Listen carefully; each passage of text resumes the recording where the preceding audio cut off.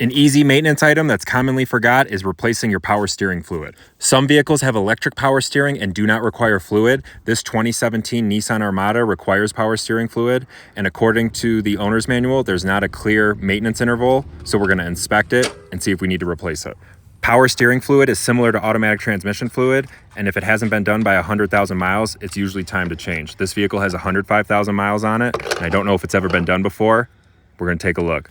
I can already see that the color is not the bright red of the power steering fluid. It's already looking a little old. We're going to pump it out and see how bad it is. First, we're going to get a little drop and inspect it. Take note of where the fluid level is. There's a high and low marking for cold and hot engines. Make sure that it is at the correct level and that you don't have a leak in the system. It can be kind of hard to read in this video, but if you look at yours, it's pretty easy to see. You might have to shine a light on it to see where the fluid is at. The fluid's right where it needs to be, so we don't have a leak. And luckily the fluid is still somewhat red, looking a little brown. I'm gonna go ahead and replace at least some of it and give it a little refresh. I do have a couple containers of power steering fluid lying around, genuine Nissan OEM. I will link to it in the video description if you'd like to pick up a bottle. I will also link to this fluid pump, which came in handy changing the fluid. I'm gonna remove all the fluid in the reservoir for the power steering fluid. And you can see it's maybe been changed before. It's not that bad. It can get dirty and black. If it's looking brown or black, definitely time to change. If it still has a red hue to it, depending on where you're at, you could just run it. You can see this is bright new color. After I pumped out everything in the reservoir, I'm gonna fill it up. You could actually fill it up past the fill marks a little bit. I don't wanna go too crazy to the brim, but we're gonna pump all this out in a minute. So we're gonna fill it up. We're gonna put the cap back on. We're gonna go for a quick drive, or you could just jack the front of the vehicle up and rotate the steering wheel left and right about 10 times with the vehicle jacked up. I don't wanna grab my jack out of storage right now, so we're just gonna drive around the block, getting a few turns each left and right. And what that's doing is cycling the power steering fluid through the system. And as I drive the vehicle, turning the steering wheel, it's incorporating all that new fluid into the old fluid, creating a slightly better version of the fluid.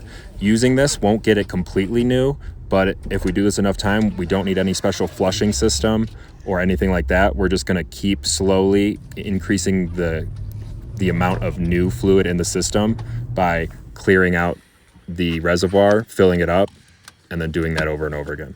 So now the fluid is all incorporated. We've removed somewhat of the old fluid, and we're gonna do this process all over again. I'm gonna get my little hand pump. I'm gonna remove everything in the reservoir. The owner's manual doesn't list exactly how much power steering fluid is in the system, but it's usually around 2 quarts. And those bottles of power steering fluid that I used, I believe, are about 12 ounces. You can see this fluid's pretty dark. I'm glad I got it out. It's looking weathered. It can cause contamination, even clog up a couple things with it being old.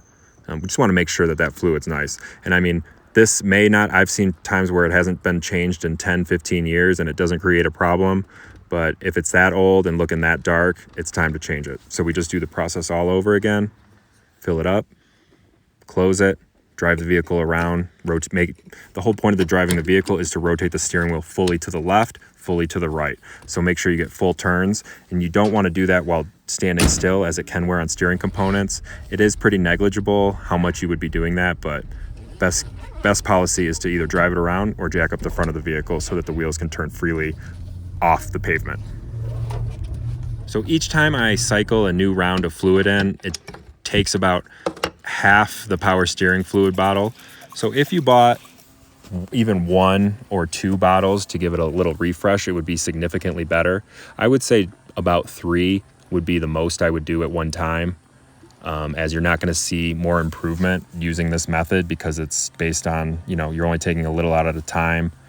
Eventually, you're not going to get that significant of a quality increase of the fluid. So I would say 1, 2, or 3 bottles is all you would need to increase the life of your power steering fluid and renew its protective qualities. Because I did drive around the block a little bit, the vehicle's not hot at all, but I am going to fill it closer to the cold high line. We're going to be good there. Just make sure that you do check it either with the vehicle fully warm, make sure it doesn't exceed the hot line, or fully cold and it's not below the low cold line. You'll be good to go. So looking at this fluid, I am glad I got some new fluid in there. This stuff's pretty dark. Definitely gave a little refresh to the life. I'm not worried that I didn't get every ounce of the old stuff out. There's enough of the new stuff it'll incorporate and have, you know, the properties of new fluid. So if you found this video helpful, hit the like button, subscribe to the channel. Any additional links and products used will be provided in the video description. If you please leave a comment, I'll do my best to get back to you as quickly as I can.